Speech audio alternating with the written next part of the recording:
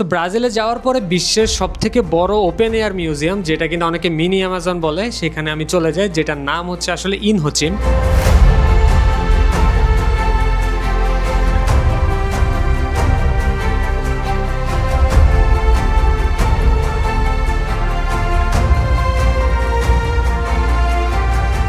এটা অবস্থিত ব্রাজিলের বেলো হরিজন্তে শহর থেকে প্রায় 1 ঘন্টার মতো দূরত্বে। ইনহোচিমের সব থেকে মজার ব্যাপার হচ্ছে এটা কিন্তু কোনো একটা গ্যালারি বা কোনো ইনডোরের কিছু না, যেহেতু এটা একটা ওপেন এয়ার মিউজিয়াম। এখানে আপনাকে লেক, বাগান, গাছপালা সবকিছু পাড়ি দিয়ে ভিতরে যেতে হবে, এবং এখানে ওয়ার্ল্ডের অনেক ফেমাস যারা আর্টিস্ট আছে তাদের বিভিন্ন আর্ট হচ্ছে এক্সিবিশন করা হয়।